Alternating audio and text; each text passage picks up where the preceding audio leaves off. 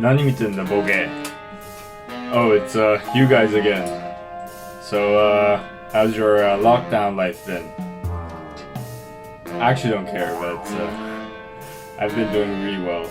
Hibernating and watching a lot of good anime, playing some COD, just like my normal life.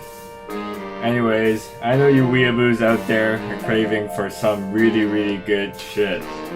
And I'm talking about good anime.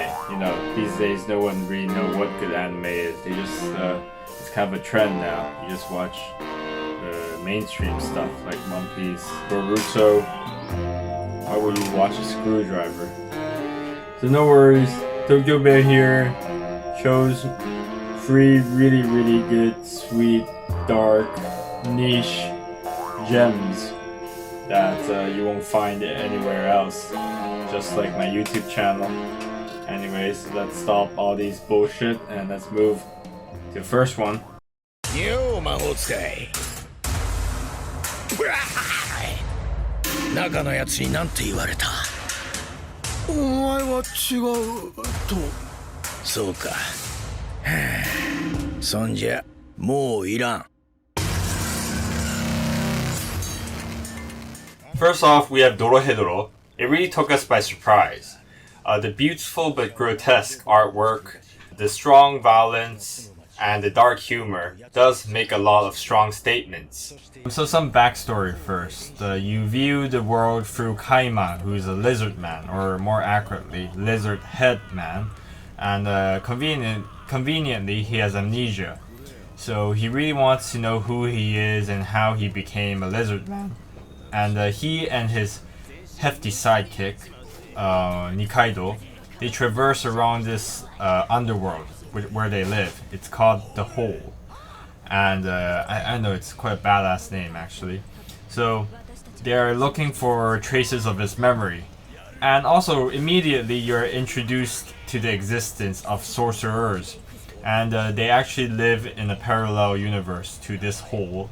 And they actually come to this hole through this magical door, kind of like Doraemon. And so there's this conflict between sorcerer society and normal human society, because these sorcerers, like, they kill people and they do weird experiment shits.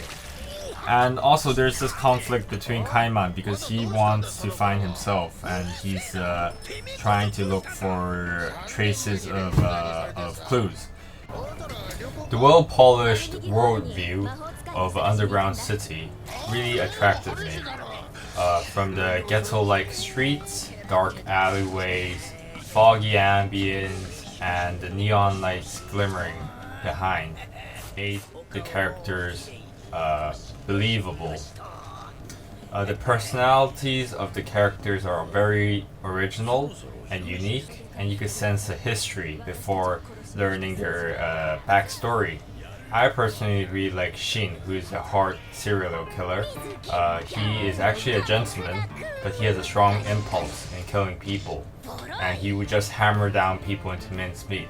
So definitely, this is not anime for everyone, but if for people who like peculiar, bizarre worldviews with a really good storyline, Dorohedoro is a must to watch.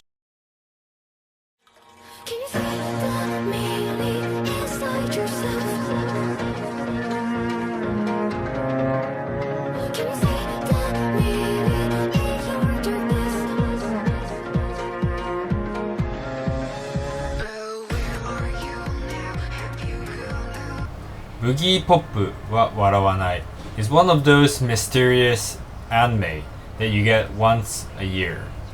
For some reason, I had some 21st Century Boys vibe when I was watching the anime. Boogie Pop is an urban legend in a black cape, and no one really knows who and what Boogie Pop is, but it will come out to save humanity time to time. The anime takes a unique artistic approach, and I enjoy the cutscenes, which is like a thriller movie. The stories are intertwined, and more will be reviewed as the story progresses. Although I've heard negative comments about the storyline being bizarre, But I think the sophisticated story actually makes you on the edge and wonder how it will continue. It's definitely a go-to for people who like thrillers.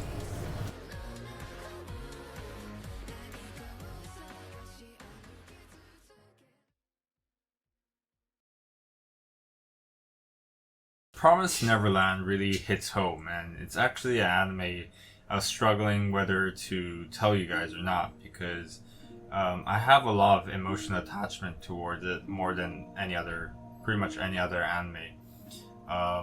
Not that it's the best anime, and I'll tell you later why. The backstory of The Promised Neverland is centered around an orphanage where there are high walls surrounding it, and the children there have never been outside of the walls, so they know nothing about the outside world. And the three oldest orphans are Emma, the orange head girl, Ray, who's the cool blue head guy, and Norman, who's the white hair guy. They are the eldest, and they realize that there are actually dark secrets hidden in this what they thought was a sweet home. So upon finding the dark secrets of the orphanage, Emma, Norman, and Ray have to find a plan to bring all the children out of this orphanage. But they are encountered with a lot of problems. I won't spoil it for you. I was so fascinated by the storyline and the personality of the characters. Each character had an opinion and a well thought out strategy. These conflicting opinions and strategies added a layer of tension to this unpredictable story.